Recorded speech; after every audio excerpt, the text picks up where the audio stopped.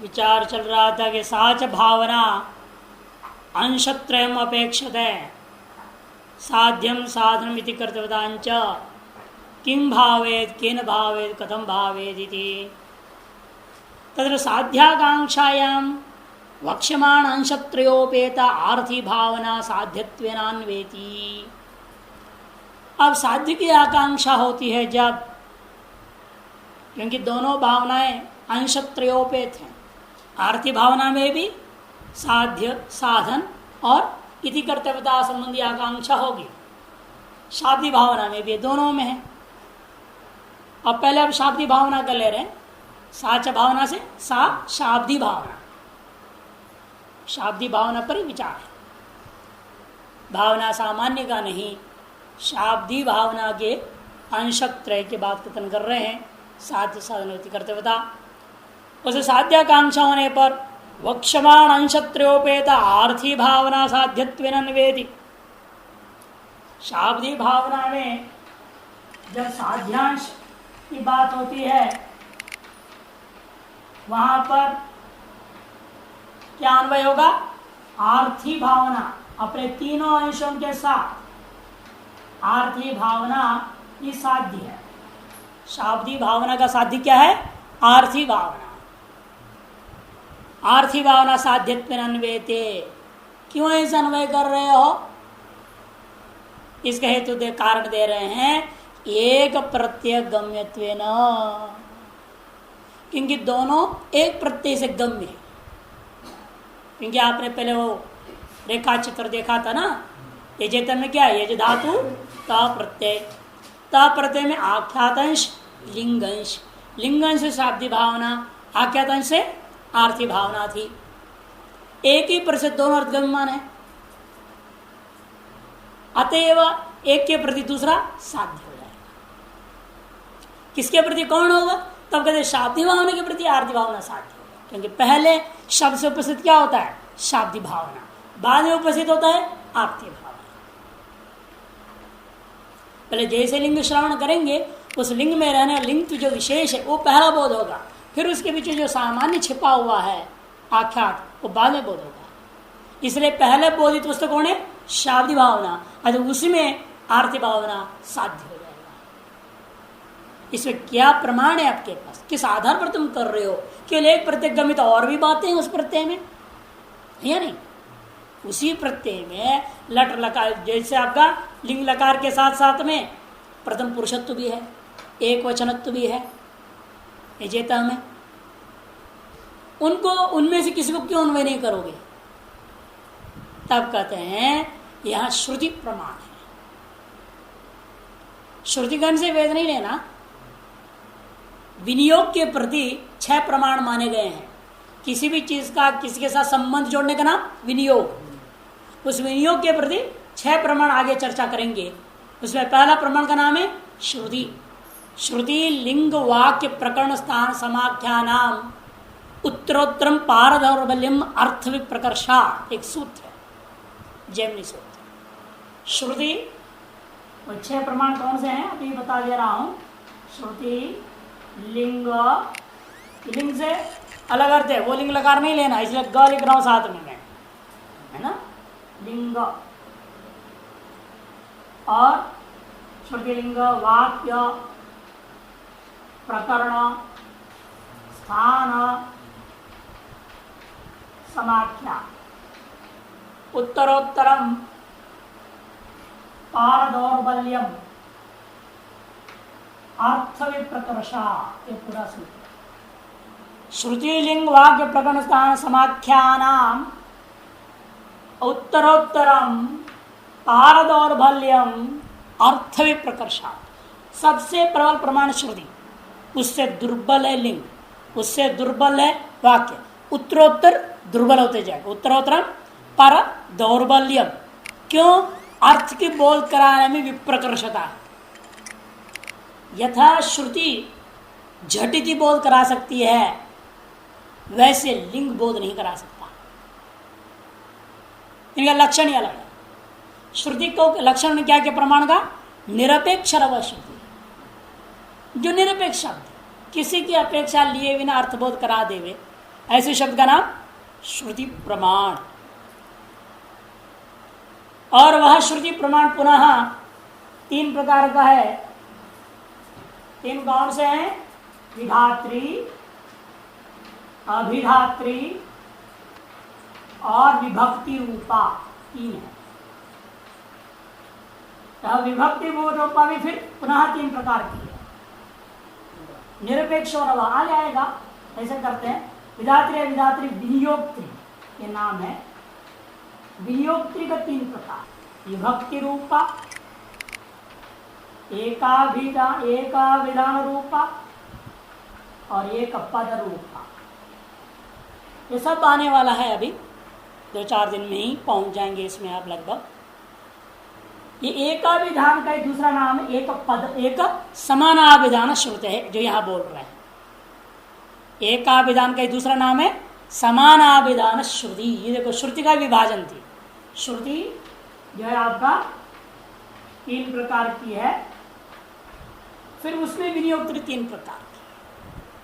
श्रुति 3 प्रकार की भी, विधात्री, अभिधात्री, विनियोक्त्री।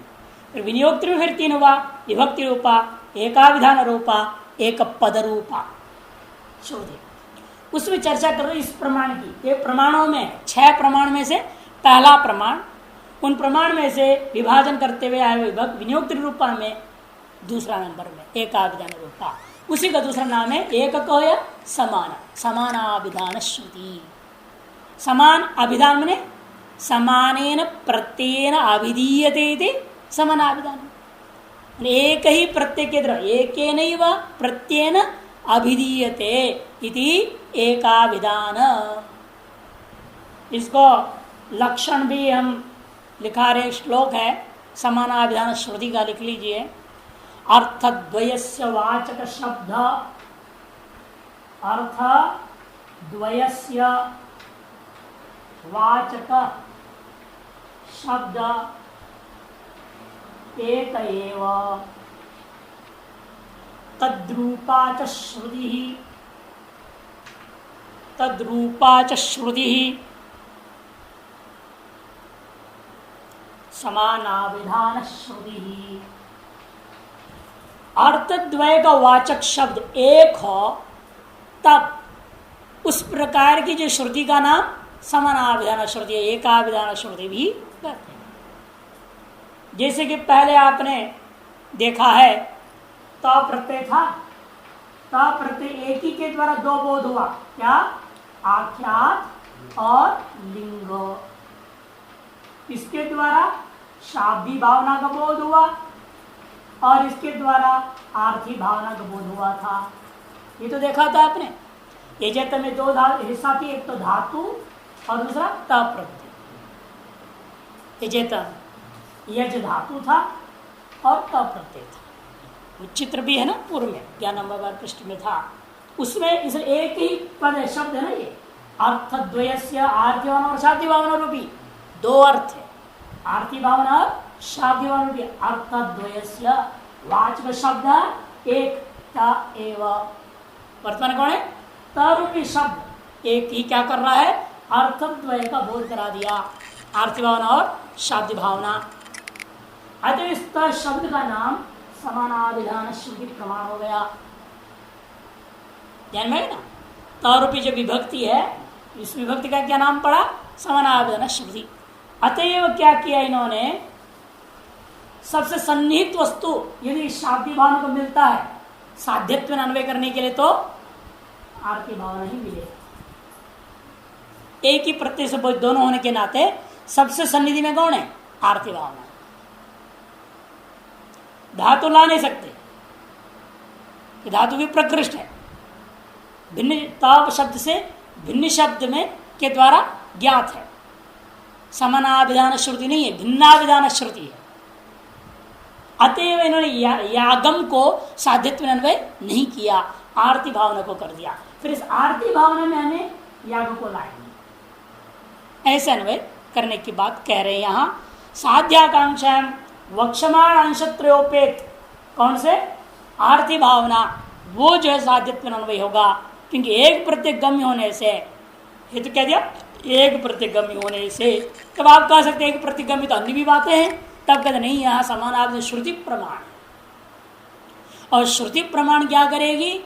विनियोग करने योग्य पदार्थों का ही विनियोग करेगी, क्योंकि विनियोक्तृ के अंदर विभाजन है ना। ये विनियोग करने वाली प्रमाण हमने मान लिया, विनियोक्तृ श्रुति उसके अंतर्गत ये है। और वो विनियोग करेगा किन बातों को? जो उपादेय को, अनुपादेय को नहीं। और अनुपादेय पंचक लिखा है ना आपको, काल वगैरह क्या है? अनुपादेय, काल संख्या है सब अनुपादेय है, इसलिए उनका यहाँ हम विनियोग कर नहीं सकते थे, अतएव आर्थी भावना का विनियोग हुआ। स्वयं लिख रहा आगे देखिए, इसलिए संख्यादि नाम एक प्रतिगम्यत्वेपि अयोग्यत्वात् न साध्यत्वेनान्वय। कि संख्यादि कैसे हैं? वो एक प्रत्यगम्य है, ये बात बिल्कुल सही आप कह रहे हैं, इसमें कोई संशय नहीं है। फिर भी एक प्रत्यय गम्यत्वापि अयोग्यत्वात्, मैंने अनुपादेय होने से योग्य नहीं। काल संख्या आदि जो है उपादेय नहीं है, अनुपादेय होने के नाते उसको हम अन्वय नहीं करेंगे। अयोग्यत्वात्, अविवक्षितत्वात्, अक्षमत्वाद्, ये सब इसका अर्थ करते हैं अयोग्यत्वात् का टीकाकार लोग। न साधित्वन्वय, इस उसको साधित्वन्वय नहीं कर सकते। साधनाकांक्षायाम लिंगादि ज्ञान करणत्वन्वयेति। और जब साधन की आकांक्षा होती है तो क्या अन्वय करोगे? कहते लिंग का ज्ञान को, लिंग ज्ञान, लिंग को नहीं, लिंग का ज्ञान को अन्वय करना है। लिंग का ज्ञान क्या है? प्रवर्तना, प्रवर्तना, इसका बोध कराएगी। तस्य करणत्व न भावना उत्पादकत्व न, लेकिन यह भी करणत्व जो है भावना को उत्पादकत्व नहीं। जिसे दंड घट का उत्पादकत्व कर्ण माना गया है ना, लेकिन वैसा यहाँ लिंग ज्ञान आपके अंदर शाब्दिक भावना को उत्पन्न करने वाला वस्तु नहीं है, उत्पादक नहीं हो सकता। कभी भी कोई भी ज्ञान उत्पादक नहीं है। ज्ञान केवल स्मारक हो सकता है या बोधक हो सकता है, कारक नहीं हो सकता। ज्ञान कभी कारक नहीं हो सकता है, वह हमेशा बोधक या स्मारक होता है। इसलिए कहते हैं यहां पर जो कर्णत्वनम ज्ञान को अन्वय फिर कैसे कर रहे हो, जो कारक नहीं है। और कर्ण क्या होता है? हमेशा कारक ही होता है ना। कर्म, कर्ण, संप्रदान, अपादान, अधिकरण, ये सब क्या है? कारक है। जब आप ज्ञान को कारक कर्णत्व अन्वय करना चाहते तो इसका ज्ञान में कारकत्व मान लिया आपने, जो असंभव है। तब कहते बात सही है आपका, हम जो यहां पर अन्वय कर रहे हैं ज्ञान को कर्णत्व ना उत्पादकत्व दृष्टिया नहीं, फिर क्या? तत्पूर्वमपि तस्या शब्द सत्वात्, क्योंकि भावना को उत्पन्न करने की जरूरत क्या? भावना तो शब्द में स्वतः सिद्ध है, इसे इसका नाम का नाम ही हमने क्या रखा है? शाब्दी भावना। वेद में तो शब्दनिष्ठ है, हम उत्पन्न करेंगे तो शाब्दी भावना होएगी क्या? लिंग लकार में, लिंग लकार में तो व्याकरण सूत्र से ही ज्ञात है, पहले से ही वहां शब्द में शाब्दी भावना विद्यमान है, उसको उत्पन्न करने की जरूरत भी नहीं है। आज ज्ञान उत्पादकत्वेन शाब्दी भावना में कर्ण नहीं हो सकता, किंतु फिर क्या है? भावना ज्ञापकत्वेन, इस भावना का ज्ञापकत्व लिंग को हम कारण माने। ना वो बोधक होगा या तो स्मारक होगा, बोधक मैंने ज्ञापक की बात है, वो ज्ञापकत्वेन हम कर्ण मानते हैं कि किसी को स्मरण कराने का भी एक साधन है। ज्ञान क्या होता है? स्मरण कराता है। यही तो कहा सारा गीता सुने अर्जुन ने क्या कहा? नष्टो मोह स्मृतिर्लब्धा। वो ज्ञान से स्मृति तो लाभ हुई उसको, मैं कौन हूं? पहले भ्रांत था वो, अब समझ में आ गई मेरा असली रूप क्या है और मेरा कर्तव्य क्या, दो समझ में आ गई उसको। और कृष्ण को मित्र मानते तो ईश्वर है, ये बात भी समझ में आ गया। वो बात तो बहुत पहले समझ में आ गया था उसको, 11वें अध्याय में से शुरू में ही समझ में आ गया, तो बोल दिया वहीं मेरा मोह नष्ट हो गया। लेकिन कौन सा मोह होता? वो ईश्वर संबंधी मोह, वो दूर हो गया। फिर 18वें अध्याय में स्वरूप संबंधी मोह दूर हुआ। मोह दो ही होता है, स्वरूप संबंधी, धर्म संबंधी। अब उसमें से उसने पहले जो मोह निवारण किया, धर्म संबंधी मोह निवृत्त हो गया, फिर अंत में स्वरूप संबंधी मोह निवृत्त हुआ। और धर्म ईश्वराधीन होने से वो कृष्ण को ईश्वर नहीं मानता था पहले। जब धर्म संबंधी मोह मिट गया तब वो समझ में आया कृष्ण तो ईश्वर है। तो इस तरह से वहां गीता में जैसा आप देखते हैं, वहां भी यही है, ज्ञान ने क्या किया, केवल स्मरण करा, ज्ञापन कर दिया, तो कौन है, तेरा कर्तव्य क्या है, ज्ञापन कराया। तद्वत यहां पर भी कहते हैं एक ज्ञापन मात्र करता है ज्ञान। कौन सा ज्ञान, लिंग ज्ञान। किसका ज्ञापन कराएगा, भावना का ज्ञापन कराता है, शाब्दी भावना। अतः लिंग ज्ञान जो है शाब्दी भावना का ज्ञापकत्व करण बनेगा, साधन बनेगा। किंतु भावना ज्ञापकत्वेन शब्द भावना भावी निर्वर्तकत्वेन वा, अथवा शब्द भावना का भावी जो आर्थिक भावना इसका निवर्तकत्वेन, यहाँ पर साधन जो है ज्ञापकत्वेन होगी अथवा आर्थिक भावना का निवर्तकत्वेन। जब तक लिंग ज्ञान नहीं होगा आप आर्थिक भावना पैदा नहीं हो सकती। आर्थिक भावना किसको होते हैं, प्रयोजन इच्छा संबंधी व्यापार, उसका नाम आर्थिक भावना। वो आर्थिक भावना आपके रहता है तब होगा जब पहले प्रवर्तना इदम लिंगम माम प्रवर्तयति निश्चय नहीं होगा, जब तक तब तक आप आर्थिक भावना पहुंच ही नहीं सकते। इसे लिंग ज्ञान आर्थिक भावना का निवर्तक है, अतएव शाब्दी भावना का साधन है। अथवा ये लिंग ज्ञान उस शाब्दी भावना का ज्ञापकत्व है ना, लिंग शाब्दी भावना का साधन है। दो में एक तरीका वाक दे, इसलिए ये भावना ज्ञापकत्व है ना, अथवा शब्द भावना का जो भाव्य कौन है, साध्य, भाव्य माने साध्य, आर्थिक भावना उसका निवर्तकत्व न वा, निर्वर्तकत्व, निवृत्ति नहीं कह रहे, निर्वर्तक साधकत्व। अब रह गया तीसरा हिस्सा, कौन, इति कर्तव्यता। इति कर्तव्यता आकांक्षायाम अर्थवाद ज्ञाप्य, सारे अर्थवादों को यहां लाए जाए, नहीं तो व्यक्ति प्रवृत्ति नहीं हो सकता। प्ररोचना के बिना प्रवृत्ति नहीं होती। इसलिए कहा था भुक्ति मुक्ति प्रदायकम, स्तोत्र में लिखते हैं ना, वो आपको जो है प्रशंसा की जाती है ताकि आप उसमें बड़ा रस लेंगे। होगा ना सर, अष्ट सिद्धि नवनिधि के दाता, ऐसा हनुमान चालीसा पढ़ने लग गए कि हमको भी अष्ट सिद्धि मिलेगा। आज तो किसको मिला, हनुमान चालीसा जिंदगी भर पढ़ के भी किसको सिद्धियां मिले, लिखा है ना उसमें अष्ट सिद्धि नवनिधि के दाता। तो सब पीछे पड़ गए हनुमान चालीसा का, सारे स्तोत्र वेद वेद को सब छोड़ दिया, कभी ये हमको सब कुछ देगा, भले दे ना दे। सकाम प्रवृत्ति है, प्रवृत्ति के पीछे। और हनुमान जी भी जानते इसको मैं सिद्धि दे दूंगा ना, सब उल्टा उल्टा दुरुपयोग करेगा। अब बिना सिद्धि का ही झूठ छल कपट व्यक्ति घर जो काम को निकाल रहा है और सिद्धि मिल जाए तो दुरुपयोग नहीं करेगा है? अभी से जब कोई सामर्थ्य नहीं है, सामर्थ्यहीन है,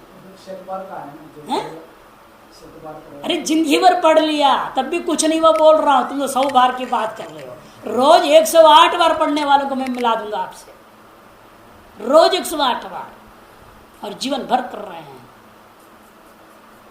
कुछ नहीं, उनको हनुमान का दर्शन भी नहीं हुआ, जान दो सिद्धि फिद्धि। कलयुग है, भगवान भी जानते हैं कि इनको सिद्धियां नहीं देनी चाहिए, ये तुरंत गलत प्रयोग कर देंगे सिद्धियों को। निधियां मिल गए वो भोग में लगा देंगे। ऐसा हाँ, देखो महात्मा लोगों को निधियां मिलते तो भी भोग में लगा देते हैं, बढ़िया से गद्दा चाहिए, ये चाहिए, वो चाहिए, दुनिया भर चाहिए, नहीं क्या। इसलिए ये रिद्धि सिद्धि निधि ये सब बेकार चीजें हैं। इस योग सूत्रकार ने कहा ना, ते तु समाधावंतराया, ये समाधि में सबसे बड़ा बाधक है सारी विभूतियां। इसलिए भगवान आपका हित के लिए ही आपको रिद्धि सिद्धि नहीं देते हैं, आपके हित में। तो इति कर्तव्यता में क्या है, प्रशंसा। जितने अर्थवाद है वही कर, अर्थवाद ज्ञाप्य प्राशस्त्यम इति कर्तव्यतात्वेन अन्वेति। अर्थवाद के द्वारा ज्ञाप्य जो प्रशंसा अथवा अर्थवाद के ज्ञापित अप्रशंसा अप्राशस्त्य निंदा, इसी को क्या करेंगे हम इति कर्तव्य अन्वय करेंगे, तभी व्यक्ति प्रवृत्त होएगा कर्म में।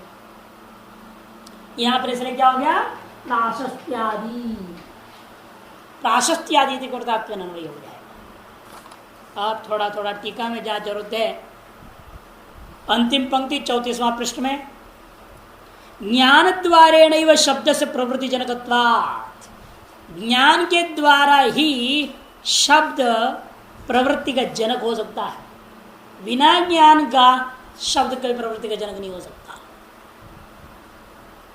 ज्ञान जरूरी है, शब्द का श्रवण के पश्चात शब्द का जो ज्ञान होता है वही आपका प्रवृत्तक हो सकता है। ज्ञान जनक व्यापार अतिरिक्त व्यापार कल्पने माना भावा, ज्ञान का जनक व्यापार से अतिरिक्त कोई व्यापार की कल्पना करने में कोई प्रमाण भी नहीं है। अतः ज्ञान करण का व्यापार कैसे होगा, ज्ञान करणकश्च व्यापार, अतः सदा व्यापार क्या होता है ज्ञान करणक होता है। जो ज्ञान करण का व्यापार है वह ज्ञान किस रूप से कर्ण बन रहा है, तीन तरीके से हो सकता है, स्वज्ञानम, स्वशक्ति ज्ञानम, शक्ति विशिष्ट स्वज्ञानंच। कोई भी शब्द का ज्ञान व्यापार में कर्ण यदि होता है तो तीन तरीके से हो सकता है। सीधे शब्द का ज्ञान ले लो, कहीं कहीं पर शब्द श्रवण के बाद भी ज्ञान नहीं होता है, शब्द का शक्ति को सुस्पष्ट कर लेना पड़ता है, किस अर्थ में शब्द प्रयोग हुआ है, कि एक ही शब्द का अनेक अर्थ होते हैं। ऐसे शब्द यदि प्रयोग कर दिया, आपको पूरा पूर्वापरि चिंतन करना पड़ेगा कि शब्द यहाँ इस प्रसंग में क्या अर्थ लेना है, तो उसकी शक्ति तक पहुंचनी पड़ेगी। और कई बार शक्ति तक पहुंचने के बाद भी काम नहीं चलता, शक्ति विशिष्ट स्वज्ञान भी जरूरी हो जाता है, शक्ति विशिष्ट उस पद ज्ञान भी जरूरत पड़ेगा। लेकिन इनमें कौन कहाँ जुड़ रहेगा, तत्र आद्य और अन्य तरह से शब्द भावनात्म, तृतीय से तो तत्र करणत्वम इति विवेक। आद्य में दोनों में से कोई एक ले लो, वह शब्द भावना का कारण बन जाता है, और जो तीसरा है वह कर्ण कोटि में चला जाता है। ये जो लिंग ज्ञान हमने कर्ण में लिया, इसमें क्या हो रहा है, शक्ति विशिष्ट स्व, अर्थात यहां लेना है प्रत्यय का ज्ञान, और शाब्दिक भावना में कारण कौन बना, ज्ञान बना स्व, अर्थात प्रत्यय ज्ञान, अथवा स्वस्य प्रत्ययस्य, स्वस्य का अर्थ हो गया प्रत्ययस्य शक्ति है ज्ञानम। प्रत्यय का शक्ति किसमें है, प्रवर्तना में। प्रत्यय कौन था यहाँ, ता प्रत्यय, किस अर्थ में है, विधि लिंग, विधि निमंत्रण आमंत्रण संप्रश्न प्रार्थनेशु लिंग, और विधि का अर्थ व्याकरण करने क्या किया, प्रेषणा प्रवर्तना। वो शक्ति ज्ञान शाब्दिक भावना का कारण बन जाएगा। तीनों जगह पर स्व शब्द से प्रत्येक को लेना है वर्तमान स्थल में, जहाँ ज्ञान के ऊपर निर्भर है किसका ज्ञान की चर्चा हो रहा है। यहाँ प्रत्यय ज्ञान की चर्चा होने से स्व शब्द से हम प्रत्यय लेंगे, इसलिए करें तस्च लिंगादि ज्ञान से न शब्द भावना उत्पादकत्वेन तत्करणत्वं संभवति। जो मूल में था वही बात, ये जो ज्ञान है, चाहे स्व प्रत्यय ज्ञान, स्व प्रत्यय के शक्ति ज्ञान हो, चाहे शक्ति विशिष्ट स्व प्रत्यय का ज्ञान हो, ये जो ज्ञान है व्यापार को प्रवर्तना को, शाब्दिक भावना के व्यापार है, पुरुष प्रवृत्ति अनुकूल भावेतर व्यापार विशेषो शाब्दिक भावना, ये तो लक्षण ना, पुरुष प्रवृत्ति अनुकूल भावेतर व्यापार विशेषो शाब्दिक भावना। वो जो व्यापार है वह व्यापार का यह ज्ञान साक्षात उत्पादकत्वेन जनक नहीं समझना, किंतु ज्ञापकत्वेन ही जनक समझना। क्योंकि कोई भी ज्ञान कारक नहीं होता, ज्ञापक होता है, स्मारक होता है, ये मूल सिद्धांत।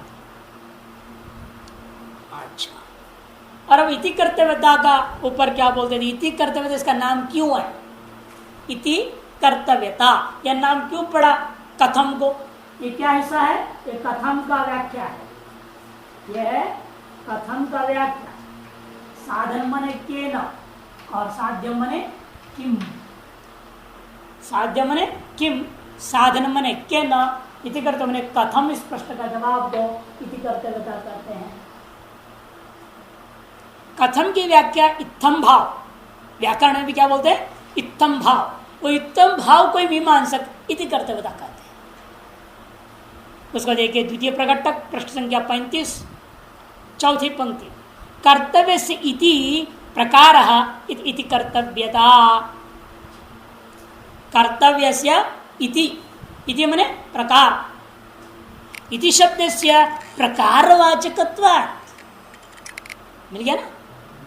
इति शब्द प्रकार का वाचक होता है, और प्रकार किसको कहते हो, प्रकारश्च सामान्य से भेदको विशेषः, सामान्य का भेदक जो विशेष है उसका नाम प्रकार है। कर्तव्यता का जो प्रकार न, कर्तव्य जो सामान्य कर्तव्य है उसमें जो विशेष भेद करके विशेष कर्तव्यों का बोध कराने का नाम ही इति कर्तव्यता। जैसे निर्णय हो गया याग करना चाहिए, याग में कर्तव्य तय हो गया, और यह कैसे करना चाहिए, या कैसे करना चाहिए, कैसे शुरू करना है। ऐसे पंडित आता है तो शुरू करता है कि नहीं, आया जूता उतारा सीधा शुरू कर दिया, ये क्या पंडित है, न हाथ धोया न पैर धोया, नहीं। जो आएगा तो सबसे पहले उसका काम क्या है, हाथ पैर धोना है, मुंह खुला करना है। हो सकता है पान परा खा के आया हो तो थोड़ा मुंह भी खुला करना पड़ेगा ना पंडित को, वो सब क्रम है, वहां से शुरू होएगा, वो सब करेगा, आएगा बैठेगा, भैया नहीं, थोड़ा मन को शांत करेगा, पता है रास्ते में क्या क्या देखते हुए आया, क्या क्या हुई, वे शांत हो जाएगा। उसके बाद सारी सामग्री को देखेगा, किस सामग्री को कहाँ कैसे तय करना सब तय करेगा, क्रम है ना ये। आया किस लिए, वो पूजा करने, फिर कर क्या रहा है, पूजा कहाँ कर रहा है, वो पूजा तो कर रहा ही नहीं, वो तो हाथ पैर धोया है, थोड़ा आराम किया, फिर सामग्री को देख रहा है, उसको सजा रहा है, पूजा तो कर नहीं रहा। आप कहोगे पंडित जी क्या कर रहे हो, वो कहेगा नहीं ये भी सब पूजा ही है, ये भी पूजा में ही है, ये सब शुरू वहां से पूजा, पैर धोने से, वो सब पूजा का इति कर्तव्य था। इसको हम क्या कहते हैं, इति कर्तव्य था। पूजा रूपी कर्तव्य का सामान्य की विशेष स्वरूप है सारी चीजें। फिर से सारी चीजें वेदियों को बनाएगा, सब तैयारी कर लेगा, फिर यजमान को बोलेगा यहाँ बैठो, फिर कभी इसको तो खड़ा हो जा, कभी बैठा देगा, कभी खड़ा कर देता है, कभी इधर देखो कभी उधर देखो, कभी ये करो कभी उधर फेंको इधर फेंको, करवाना शुरू करेगा ना। वो सारी चीज क्या है, वो इति कर्तव्य था, वो क्रमशः करना। वो क्रम भी कैसे तय होगा, क्या क्या है, वो सब प्रमाणों से सिद्ध करेंगे। यहाँ तो कोई भी बात बिना प्रमाण का सिद्ध नहीं होता। इनका सिद्धांत है मानाधीनामी सिद्धि मान सिद्धिश्च लक्षणात्, हर चीज प्रमाण सिद्ध करेंगे। वेद कह रहा है इतने मार से आंख बंद करके करना नहीं है, वेद जो कह रहा है उसमें प्रमाण ढूंढेंगे, वेद में प्रमाण है उसके लिए। वेद को समझने के लिए वेद ही प्रमाण बनता है। कैसे, वही जैमिनी ने तरीका बताया, उसी तरीका का एक भूमिका यह अर्थ संग्रह है, जिसमें एक संक्षिप्त परिचय देगा वेद को हमें कैसे समझना है, कर्म को कैसे समझना है, उपासना को कैसे समझना है, किस वाक्य को कैसे किससे जोड़ना है, किसके बाद किसको कैसे क्रम में बिठाना है, ये सारी चीजें यहाँ अर्थ संग्रह में संक्षेप में बोध करा रहे हैं। इसे कहते हैं कर्तव्यता का इति, कर्तव्य से इति, ये क्या है, समास है। कर्तव्य से इति ये समास हुई तो रूप क्या बना, इति कर्तव्यता, ये रूप बन गया। वो इति की व्याख्या लिखी आगे उन्होंने, इति का अर्थ क्या, प्रकार, वो स्पष्ट भी कर दी। इति शब्द से प्रकारवाचकत्वात्, प्रकार क्या है, सामान्य भेद को विशेष प्रकार। हर क्रिया में आपको देखेंगे सामान्य, जैसे तैरो बोल दिया, अब तैरो तो कैसे तैरे भाई है, कैसे तैरे सिखाया जाता है ना, उसका भी क्रम है। जब इसलिए फेंक दिया उसको तो मर जाएगा, डूब जाएगा, रबड़ में डाल देते हैं, छोड़ देते हैं, धीरे हाथ पैर फैलाओ, कैसे करना, कैसे घुमाना। वैसे भी आजकल तो दुनिया भर सिस्टम हो गया, स्टाइल हो गया, बैक स्ट्रोक फ्रंट स्ट्रोक, दुनिया और लफड़ा सब रहा है। अनेक तरीके से। हर चीज में आप देखेंगे ना, हर क्रिया का जो विशेष स्वरूप होता है उसमें अनेक स्थिति होती है, अनेक स्तर है। उन स्तरों को बोलते हैं इति कर्तव्यता। तथा च कर्तव्य सामान्य से भेद का कर्तव्य विशेष एवं, कर्तव्य सामान्य का जो भेद क्या है, कर्तव्य विशेष है। वह कर्तव्य विशेष क्या है, यहाँ प्राशस्त्य रूप शब्द भावनाएं मिति कर्तात्वेन अन्वयम् लभते, वो उसमें प्रशंसा भी एक हिस्सा है। इति कर्तव्यता के अंतर्गत प्रशंसा भी एक हिस्सा है। यदि प्रशंसा न हो तो व्यक्ति प्रवृत्ति नहीं होगी। प्रवृत्ति का पीछे, विशेष प्रवृत्तियों के पीछे तो विशेष प्रशंसा की भी जरूरत पड़ती है। थोड़ा डांट पड़ेगी तो जरा काम खराब हो जाता है। आजकल तो मीठे मीठे बोलने वालों की जो काम चलता है, मीठा बोलते, मीठे प्रवचन, मीठा ज्ञान, मीठी बातें, मीठा वेदांत भी सच बोलना नहीं है, कभी पाठ भी पढ़ाना है, सच्चा बात नहीं बोलना, बोलोगे तो मुश्किल हो जाएगा। बड़ा विचित्र दुनिया है।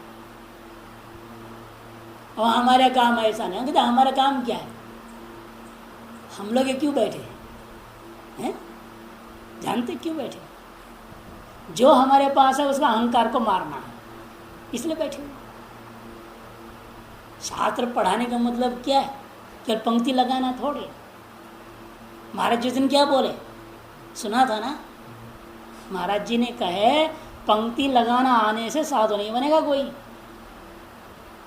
पंडित भी जानते पंक्ति लगाना, विद्वान बने, आपसे बड़े बड़े विद्वान बैठे हुए। हम लोग क्या है पंडितों के सामने, ऐसे बड़े बड़े विद्वान पंडित बैठे बनारस में। इसलिए पंक्ति लगाना हम लोगों का काम नहीं है, वो तो गौण कार्य, निमित्त शास्त्र है। ऐसे ना शास्त्र पे निमित्त को लेकर के चर्चा करना है साधना की, ताकि लक्ष्य तक हम पहुंच सकें। इसलिए अहंकार पर चोट लगाने वाला ही असली टीचर है। मीठा मीठा बोले टीचर क्या हो तो धोखेबाज है। अभी बोला नहीं था कल, हिताहित बोलने वाला चाहिए, हित और हित को समझ करके, वही गुरु है।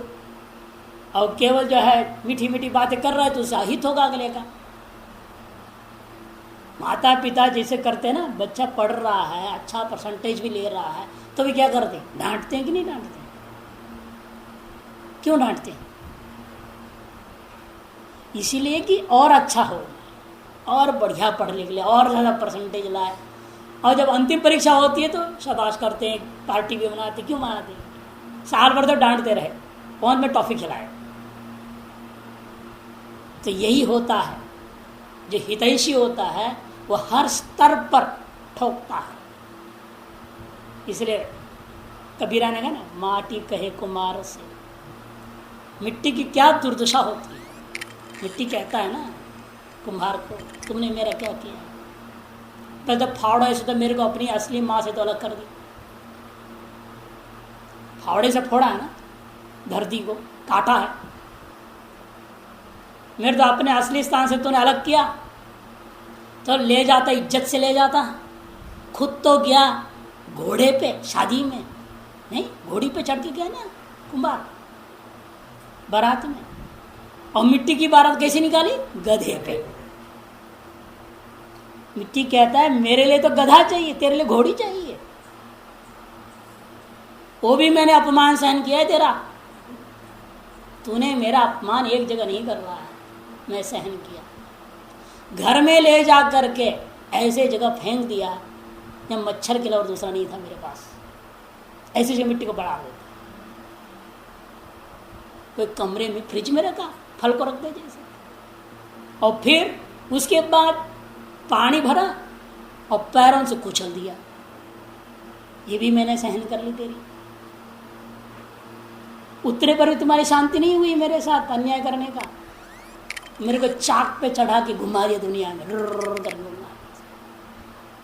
जो आकार चाहे तेरी मर्जी, तूने मेरे को आकार दी, मैं सहन करते रहा सब। तब भी तेरी शांति नहीं हुई, तूने मेरे को धूप में बिठा दी, बना करके घड़ा है ना, कुछ कुछ सुखाने की, वो भी मैंने सहन किया। तो भी तेरी शांति नहीं हुई। तूने मेरे को बाद भट्टी में घुसा दिया, भट्टी में यूं पकाया, पकने के बाद भी तेरे को मेरे पर संशय है?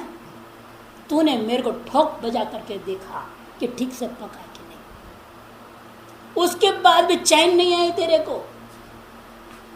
मेरे को किस पे चढ़ाया? खुद तो चाहिए मारुति कार और मेरे को बैलगाड़ी में, और एक के ऊपर एक घड़ों को मेरे सर पे, सैकड़ों को मेरे को ठांग दिया। फिर ले जाके कहाँ छोड़ा? कोई शोरूम बना था मेरे लिए? फुटपाथ पर डाल दिया। फुटपाथ पर रखकर तुमने मेरे को बेचा। बेचते हुए हर ग्राहक के सामने ठोक ठोक करके बोला, देख मेरा ये माल कितना बढ़िया है। तेरी हर ठोकाई में सुनता रहा, सहन करता रहा, और कोई ग्राहक ले गया, ले जाके दारू लगा दिया, तो मेरी जिंदगी तो यूं बर्बाद नहीं हुआ क्या? तब मैं धन्य मानूंगा हे कुम्हार, ये तुमने मुझे कि साधु को बेचा, और साधु ने पानी रखकर खुद पिया और सबको पिलाया। मेरा ये स्वभाव है। तूने मेरे को इतनी तंगी करी तो तब भी मैं सबको ठंडा पानी ही देता हूँ, सारा गर्मी लेता हूँ। ये मिट्टी का अपना कहानी बोलता है, जैसे वही गुरु का कहानी है। शिष्य क्या क्या आरोप लगाएगा, कितना तंग करेगा, कितनी टेंशन देगा, सब सहन करता है। सारी शिष्य के पाप और गर्मी अपने ऊपर लेता है, शिष्य को मोक्ष भी आनंद दे देता है। तो इसलिए मिट्टी कहा कुम्हार। इस बात को समझने वाले शिष्य लोग गुरु से कभी नाराज नहीं होते, उनके डांट में भी प्यार देते हैं। जैसे एक बच्चा अपने माँ और बाप के डांट में भी बाद प्यार समझता है, और जब डांट सुन के मुखरता है तो इसका जीवन का कल्याण कैसे होगा? ये बच्चा घर से भाग जाए डांट पड़ने के बाद, वो क्या बनेगा जीवन में? उसका जीवन क्या होगा? कहीं कुछ नहीं होगा। इसलिए इस स्तर में हर साधन के स्तर को समझना पड़ता है। ज्ञान जो इतना आसान थोड़ी है। शब्दों का ज्ञान का खेल में हम उलझ जा रहे हैं, ये भी मस्तिष्क पे नहीं बैठ रहा है, तो स्वरूप ज्ञान की विस्मृति दूर कैसे हो सकती? इसलिए स्वामी जी साहब बोले थे, केवल पंक्ति लगाने पर जोर मत दो, उन पंक्तियों का अनुभव करने की कोशिश करो। अनुभव कैसे होगा? जब तक ठोकर नहीं लगेगा, जब तक समझना पड़ता है, हर स्तर पर समझना पड़ता। इसलिए कहते हैं यहाँ जो करते हो तो प्रशंसा को हम इति कर्ता में जोड़ेंगे, क्योंकि बिना प्रशंसा का व्यक्ति प्रवृत्ति भी नहीं होती है। कहीं निंदा भी जरूरी है, कहीं प्रशंसा भी जरूरी है। निषिद्ध पदार्थों की निंदा, विधेय पदार्थों की प्रशंसा, वही इतिकर्ता भाग में अनुभव होता है, ताकि उसके वजह से आप प्रवृत्त होंगे। आप प्रवृत्त होंगे तो आरती भावना के अंदर जाओगे, आरती भावना में जाओगे तो स्वर्ग के लिए यज्ञ का अनुष्ठान करोगे, तो लक्ष्य की प्राप्ति हो जाएगी। इस विशेष कर्तव्यता का बोध कराने का नाम ही इति कर्तव्यता। वो भी कैसे प्राशस्त्य? देखिए अंतिम प्रकटक है, ननु किम नाम प्राशस्त्यम यह शब्द भावनायाम इति कर्तात्वेन अन्वेति इति चेत। भाई आप ऐसा कौन सा है वो प्रशंसा, क्या चीज है जिसका इति कर्तात्वेन अन्वय कर रहे हो? बताओ।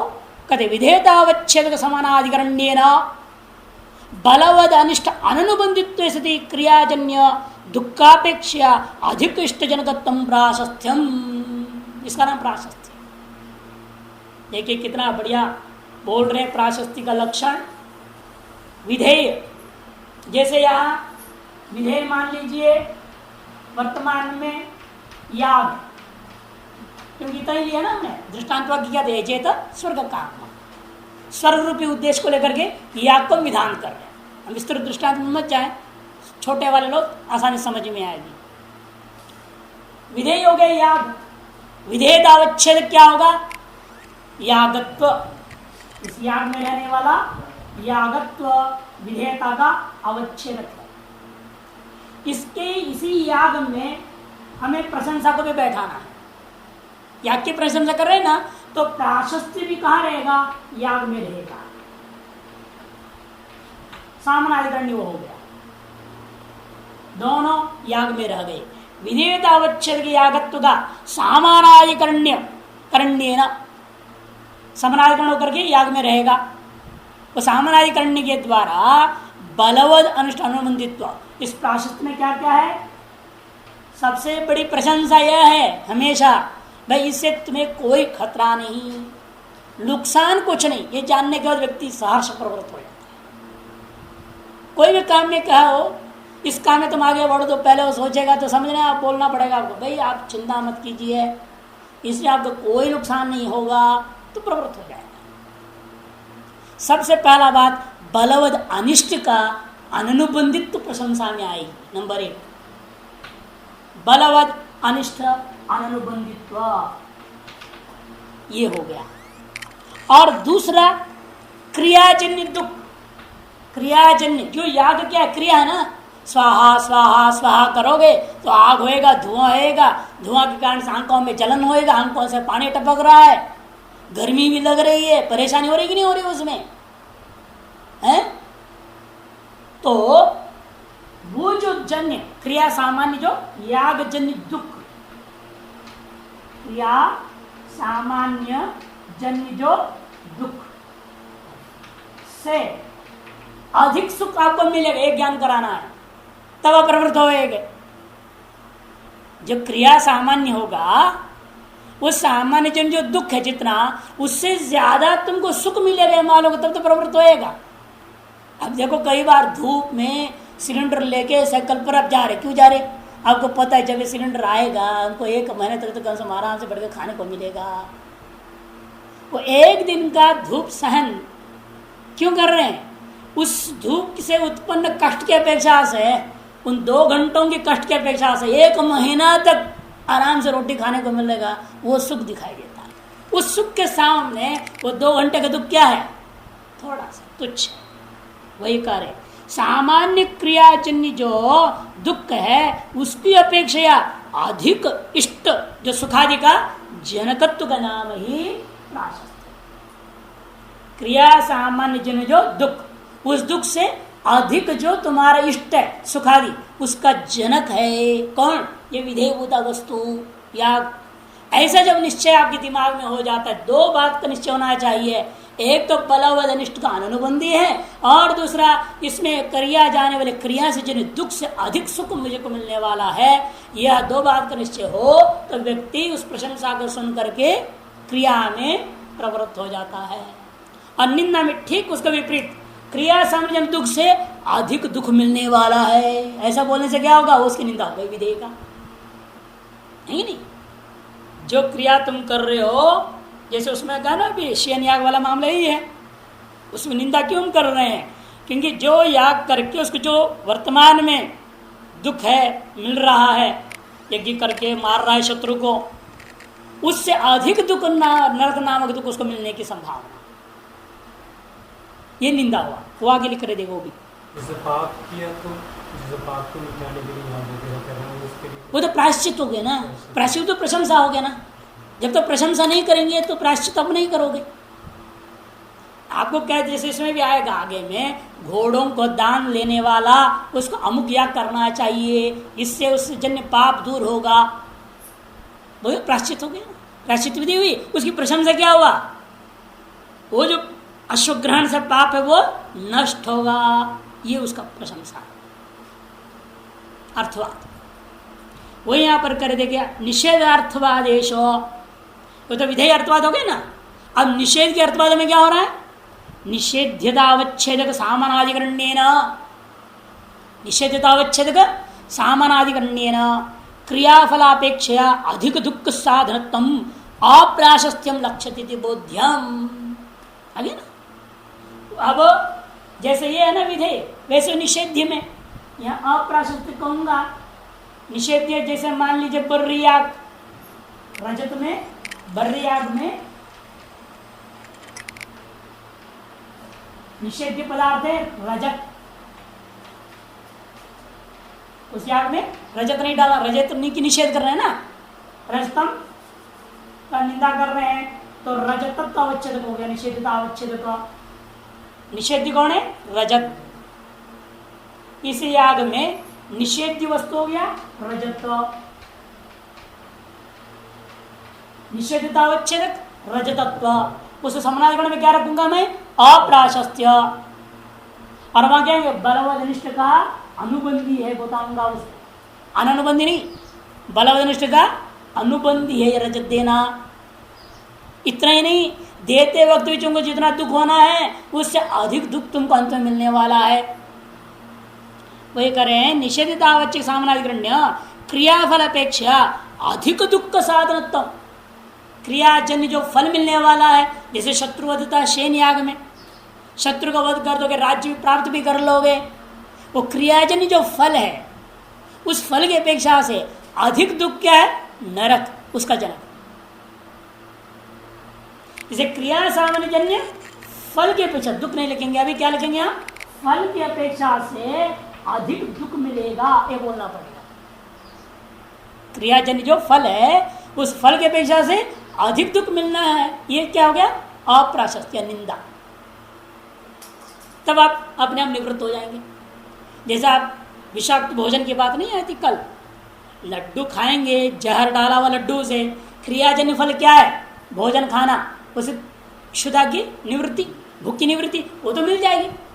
आप जहरीला लड्डू खाएंगे तो भी भूख मिटेगा, अब बिना जहर वाला लड्डू खाओगे तो भी भूख मिटेगा कि नहीं मिटेगा? लड्डू तो लड्डू है, भूख तो मिटाएगा वो। इसे क्रियाजन्य फल क्या हो गया? भूख मिटना, वो तो मिल गया। लेकिन आप ये भी ज्ञान हो गया उस भूख मिटना रूपी फल के अपेक्षा अधिक क्या है? मृत्यु रूपा दुख मिलने वाला है। तो क्या किया आपने? वो लड्डू को नहीं खाए हैं? अब ये ना कि लोकेशना, यही तो मनुष्य के अंदर कमी है ना, अपनी वासनाओं को ध्यान देता है, अपने परम पुरुषार्थ को गौण कर देता है। धर्मानुसारेण जीवन चलाने वाले कितने हैं? दुर्योधन खुद कहा नहीं दिया, जानामि धर्मम न च मे प्रवृत्ति, जानामि अधर्मम न च मे निवृत्ति। मैं धर्म को भी जानता हूं, एक ही गुरु से हम भी पढ़े हैं ना। वो कहता है जिस गुरु ने युधिष्ठिर को पढ़ा उसी गुरु ने तो मेरे को भी पढ़ाया। दोनों जानते धर्म क्या और अधर्म क्या, लेकिन वो धर्म से चल रहा है, मैं अधर्म से चल रहा हूं, मैं क्या करूं? केनापि देवेन हृदय सन्निविष्टेन, एक कोई देवता अंदर बैठा है जो मेरे को नचा रहा है, तो अधर्म कर धर्म मत कर, अधर्म कर धर्म मत कर। कौन है वो देवता? अर्जुन ने भी पूछा ना, केन प्रयुक्तोयम पापम चरति पुरुषः काम एष क्रोध एष। जवाब दिया कितना? कामनाएं। वो कामनाओं को काट नहीं पाता है, वो कामनाओं की पूर्ति करने जब पाप करने से हिचकता नहीं है। कामनाएं दूर हो जाए तो पाप कहां से होना है? फिर धर्म की दृष्टि ऑटोमेटिक आएगी, विवेक अपने आप जगेगा। ये कामनाएं ही हमारे लिए सबसे बड़ा बादल है जो विवेक को, शास्त्र को, सबको ढक देता है। फिर कामना की पूर्ति आप ये न किन प्रकार न करेंगे। जब व्यक्ति ने निर्णय कर लिया मुझे 1 लाख रुपए कमाना है, अब उसके लिए धर्म क्या करेगा? वो सोचेगा कैसे भी 400 भी सीख लो, डाका लगाओ, कैसे लगाओ, हमको 1 लाख रुपए आज चाहिए, तो करेगा, वो डाका लगाएगा। यदि कामना ना होता तो घर बैठा मस्त है, तो फिर वो अपने आप शास्त्र के हिसाब से शांति से सोच से समझ के सही ढंग से काम करेगा। इसे काम ऐश क्रोध ऐश भगवान ने कहा जवाब में, इसे निष्काम कर्मयोग बार बार करते, कर्तव्य और अकर्तव्य को समझो और कर्तव्य मात्र को करो। शांति में मोक्षार्थी नित्य और नैमित्य को कर्म करें, है कि नहीं? ऑब्लिगेटरी एक्शंस, ओकेशनल एक्शंस, बस। फ्रूटफुल एक्शंस को नहीं करना, काम कर्म को नहीं करना, ये तो कहा, तो साधक के लिए। तो इसलिए निंदा है। प्राशस्त्यम, प्राशस्त कर्ता के अंतिम पंक्ति देखिए, वस्तुतस्तु प्राशस्त्यम स्व विषय ज्ञान जन्य इष्ट विषय उत्कट राग जन्यत्व संबंधेन प्रवृत्तौ अनवेदी। जो प्राशस्त्य है ये प्रवृत्ति में कैसे अन्वय होएगा? क्योंकि स्व विषय जो ज्ञान है, प्रशंसा का विषय याग है, याग की प्रशंसा मालूम किया जा रहा है, या निंदा का विषय रजत है। जो भी प्रशंसा या निंदा का विषय होता है उस विषय जन्य जो इष्ट विषयक उत्कट राग पैदा करेगा, आपके अंदर एक उत्कट राग पैदा करेगा। पर ये जो चीज है इतनी प्रशंसा इसकी की गई है, इसका जरूर इस साधन से मैं जो चीज स्वर्ग आदि चाहता हूं वो मिलेगा ही, ऐसे आपकी बुद्धि में बात बैठ जाती है प्रशंसा सुनने से। इसीलिए हर स्तोत्र में, हर स्तव पाठ में किसी भी चीज को देखिएगा स्तुति अंश होता ही है। उसके बिना प्रवृत्ति आप करा नहीं सकते। प्रवृत्ति के लिए वो बनाया, बस प्रवृत्ति मात्र की। झूठ क्यों बोला? आप कह रहे हैं कि झूठ नहीं बोला है, फिर आप क्योंकि जब तक आपकी प्रवृत्ति नहीं कराएंगे तो आपके कर्म से आसक्ति भी दूर नहीं होगी ना। कर्मणाम अनारंभात निष्कर्मम न समश्नुते। गीता को ध्यान रखिए, बिना कर्म में आपको प्रवृत्त कराए ऐसे बोल देते, आपकी निष्कर्मता नहीं हो सकती है। ये सुनने गए तो आप जाओगे नहीं। समस्या तो ये भी होता है ना, जैसे आपने दृष्टांत नहीं दिया था, हमारे गुरु के आश्रम में एक आया, बोला हम दुखी था दुखी था दुखी था, हर साल रोता था, हर बार आता तो रोता था। गुरुजी ने कहा ठीक है सन्यास में यहीं रह जा। तो क्या बोला उसने? मारी तो मेरी बहू मारी, गाली है तो मेरे बेटा दिया, तो उन्हें कुछ चुला बना दिया, तुम सन्यासी बना रहे हो। आदमी वहीं पलट जाता है जहां निष्कर्मता की बात आती है, जब त्याग पूर्वक स्वरूप में निष्ठा की बात आती है तो वह डर जाता है। बहुतों को देखा गया, एकांत में बिठा दो, ध्यान लग रहा है, सब कुछ हो रहा है, जहां बिल्कुल लय होने लगता है ना एकदम घबरा जाता है, एकदम बाहर आ जाता है। क्यों? स्वरूप से भय आदमी को, अद्वैत में इतनी प्यार है। कितनों को देखा, बहुत साधक आते इस तरह की समस्या को लेकर। इसीलिए कहा मन में तुम पहले इस बात को बिठाओ, ये असत्य है। इसमें असत्य तब आएगी जब परीक्षलोकान कर्मचिताम निर्वेद मायात, बिना कर्म किए और इसके साथ टक्कर खाए, भोग किए, उसको दुख ना मिले, तो तब तक आपको इससे सही सही वैराग्य नहीं होगा। इसको खूब तेल मालिश करते रहो, फिर बीमार आ जाए तो इससे वैराग्य होगा। आदमी को वैराग्य जिसमें आसक्ति होती ना, उससे उल्टा लाभ जब मिलता है तब वैराग्य होता है। हम लोगों न शरीर से वैराग्य है, न आश्रम से वैराग्य है, न किसी से वैराग्य नहीं है। अभी माल में आसक्ति है, तो कहां से होना? इसलिए कर्म में प्रवृत्त होना जरूरी होता है। स्वाध्याय रूपी कर्म हो, जप रूपी कर्म हो, कोई भी कर्म, शास्त्र विहित कर्म हो, शास्त्र अनुसार यथासंभव करने की क्षमता करें, प्रयास करें तो अपने आप धीरे धीरे वैराग्य होगा। इसलिए इनका कहना है कि उत्कट राग जन्यत्व संबंधी ने प्रवृत्तौ अन्वेति, राग को उत्पन्न करता हुआ प्रशंसा ने आपको प्रवृत्ति में समझ जोड़ देता है। यही प्रशंसा का काम है, और निंदा का काम है आपको निवृत्ति करा देता है। प्रवृत्ति आपका देखिए आगे पृष्ठ में दिखाया भी है, यजेता 37 पृष्ठ में रेखा चित्र देखिए। यजेता उसका दो भाग है, धातु और प्रत्यय। प्रत्यय त यहाँ उसमें आख्यातांश, उसका नीचे लिख दिया आर्थी भावना, लिंगांश में शाब्दी भावना। उसके अलावा होता है प्रथम में क्या एक वचन द्विवचन बहुवचन रहेगा, या काल रहेगा भूत आदि, या पुरुष रहेगा प्रथम आदि पुरुष। ये सब चीज़ें है ना, हर प्रत्यय के अंदर चीज़ें होते हैं। इनमें से जो लिंग है वो लोक में पुरुष निष्ठा है और वेद में शब्द निष्ठा है।